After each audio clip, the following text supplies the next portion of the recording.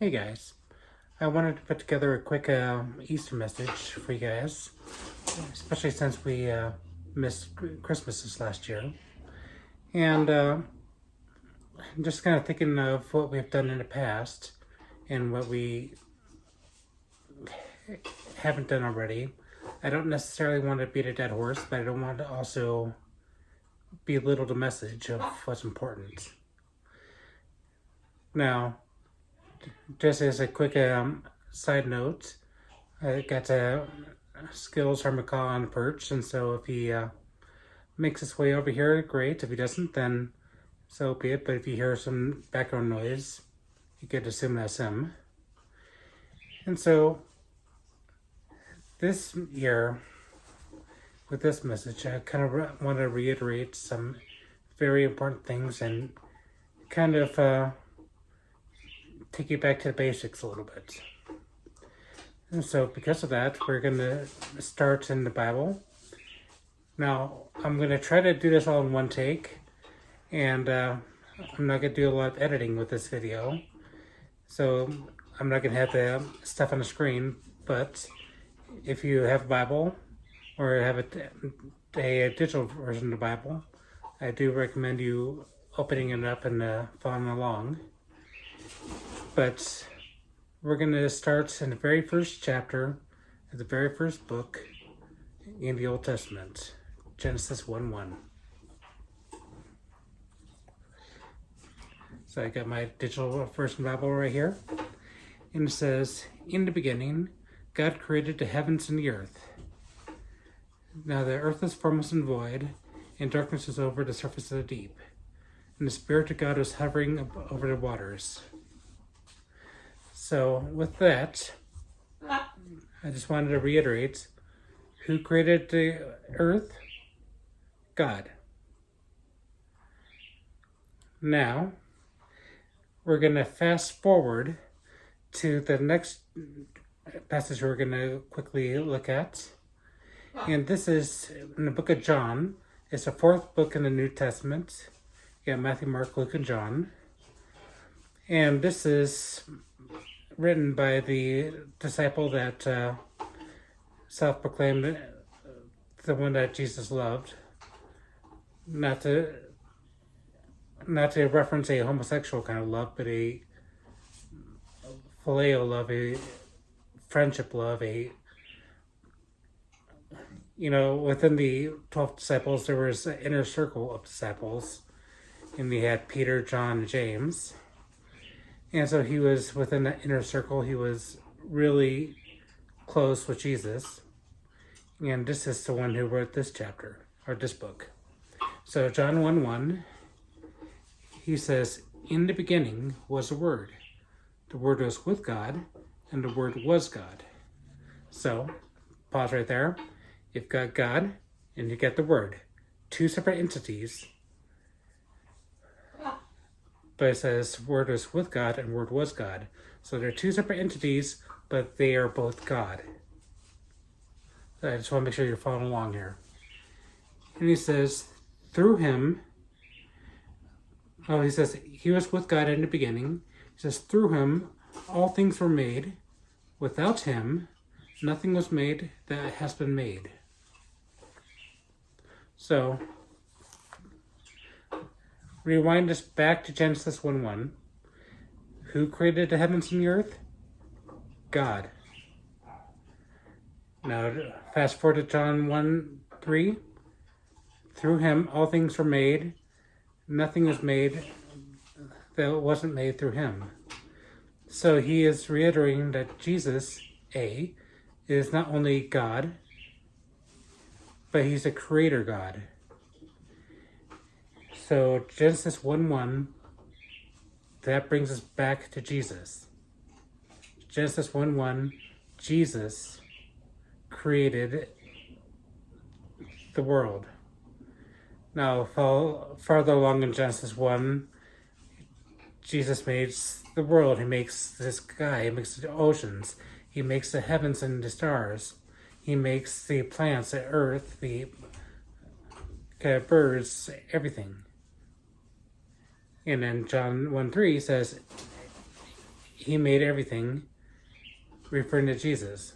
Not just God, but Jesus.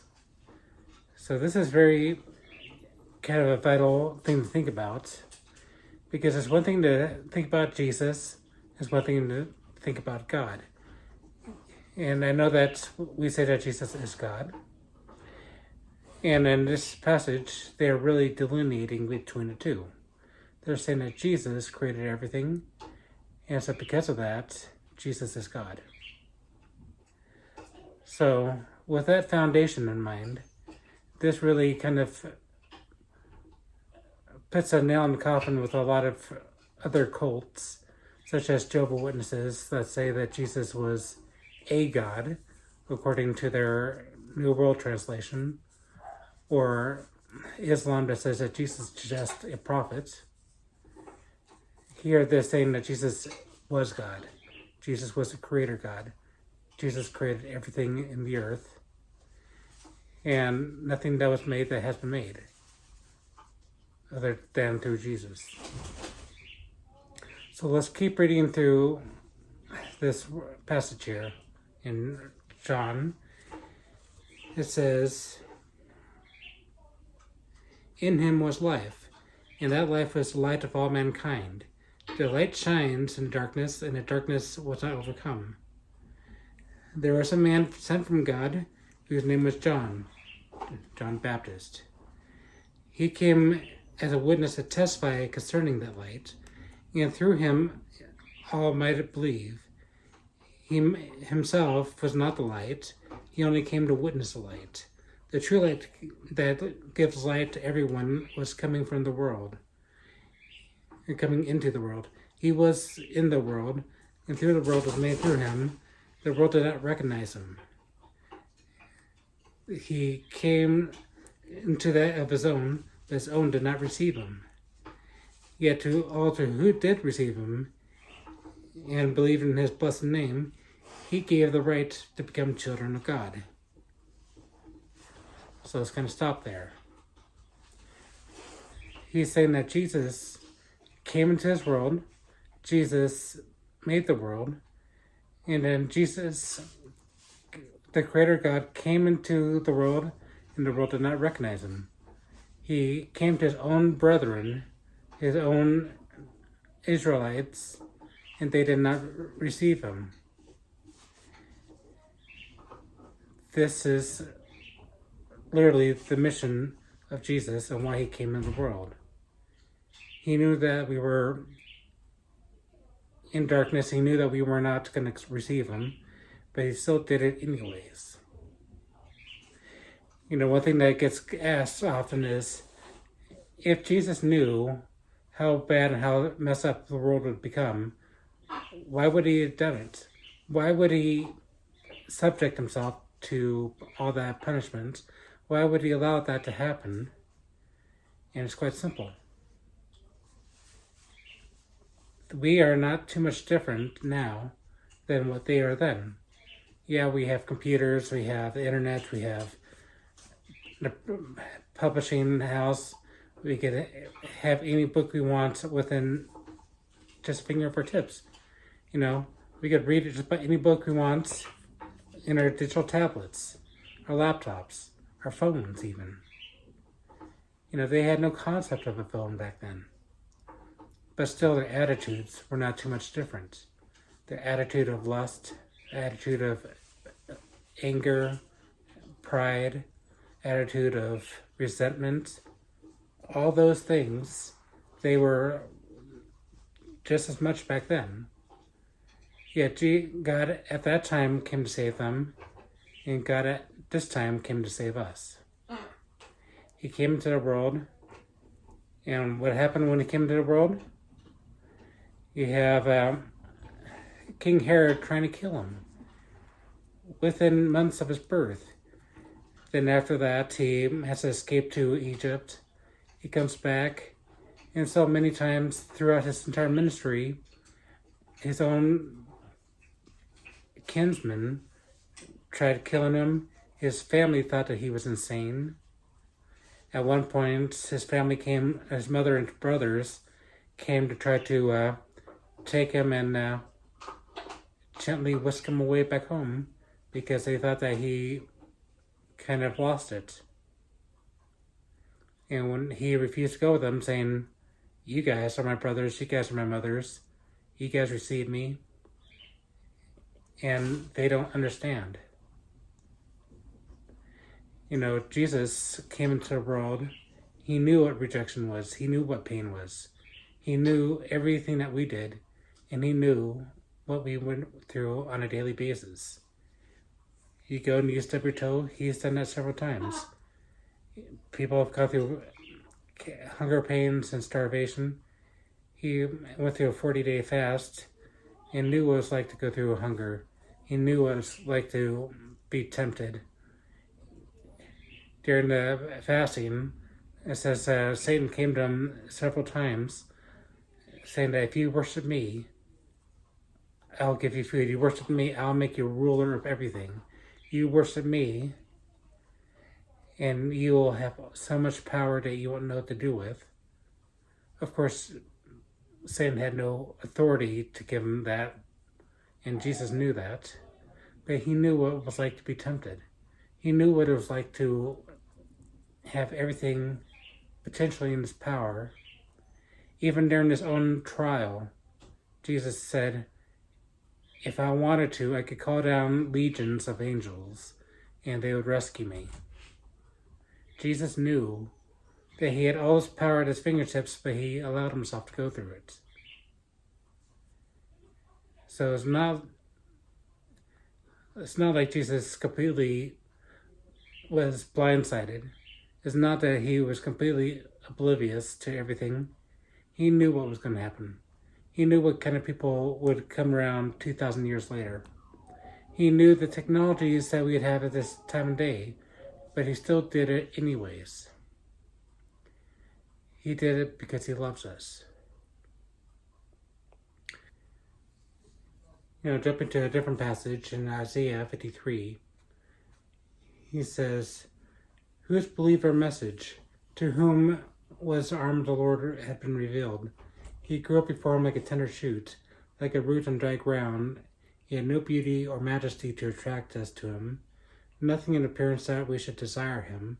He was despised and rejected by mankind, a man of suffering and familiar of pain. He, like one of whom people hide their faces, he was despised. We held him with low esteem. Surely he took up our pain and bore our suffering.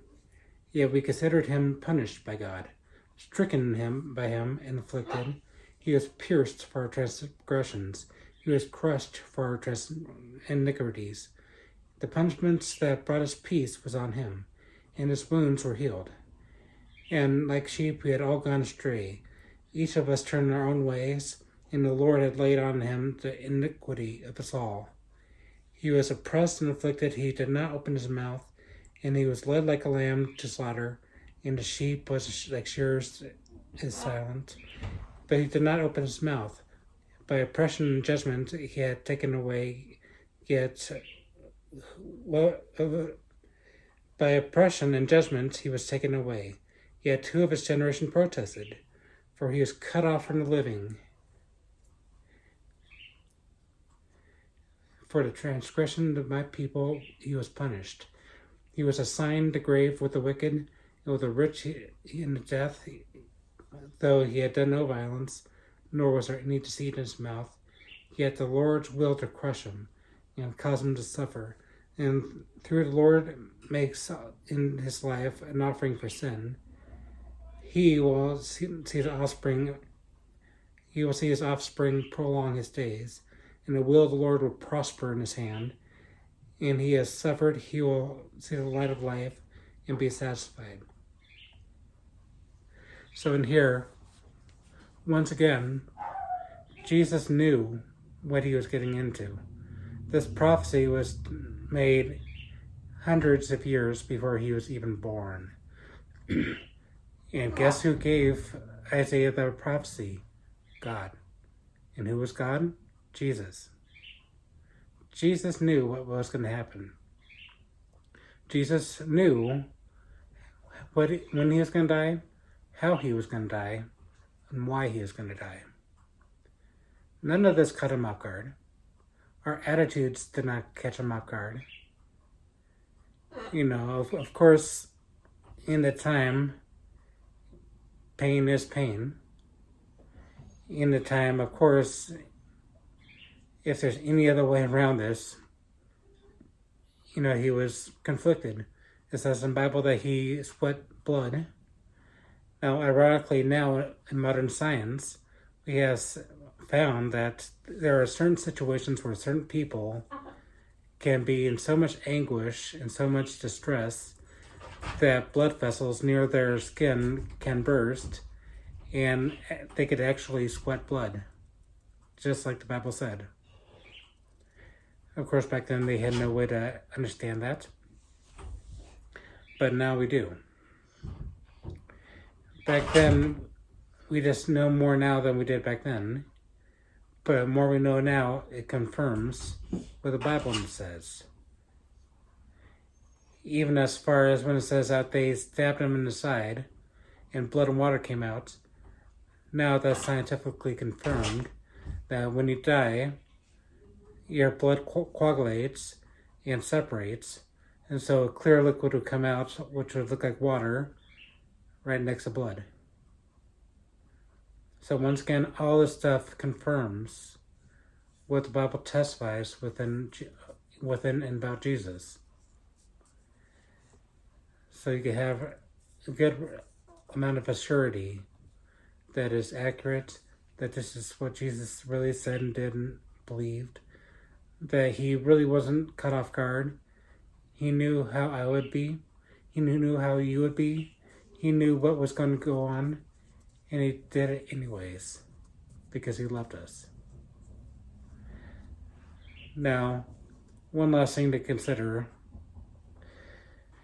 One thing that people like to criticize with that Isaiah text, especially those who are Jewish or Black Hebrew Israelites or other people who really balk at the idea that Jesus is God, is they'll say that Isaiah 53, while it sounds like Jesus, it's not Jesus. While everything appears to be Jesus, crushed for iniquities, despised by all, they say that's really talking about Israel as a whole.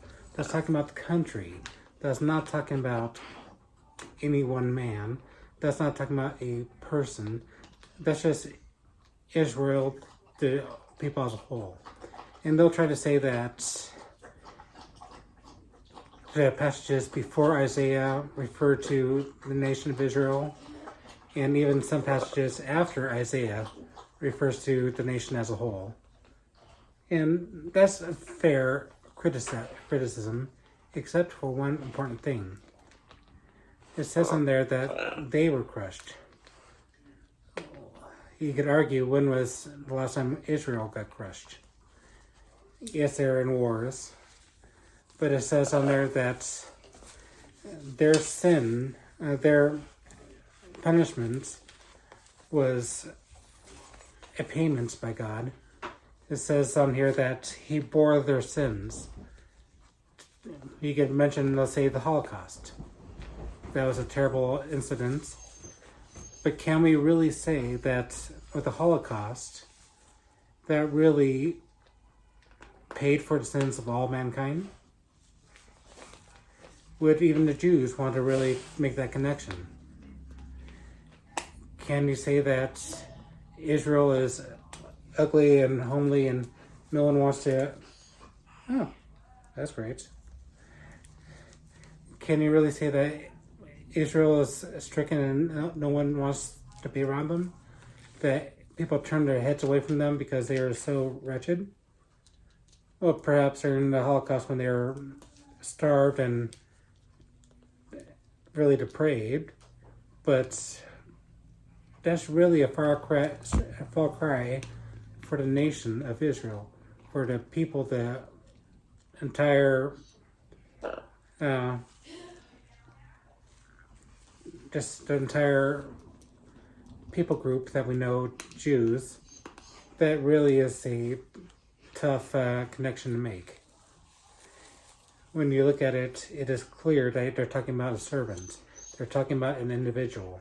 They're talking about someone who was punished, was stricken, was pierced.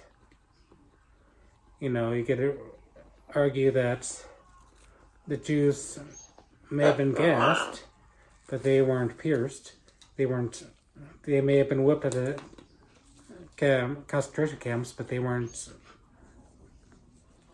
crushed for iniquities.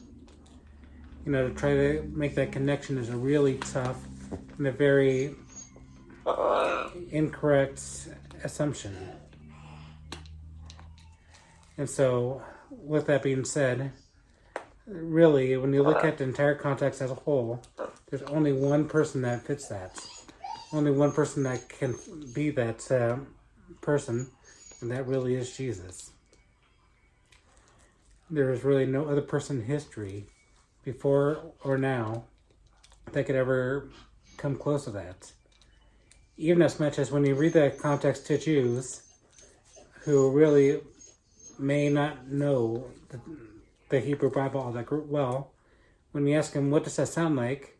They will say Jesus. But then they will think that that's a New Testament text, when in reality, that is an Old Testament text. In reality, that is part of their Bible.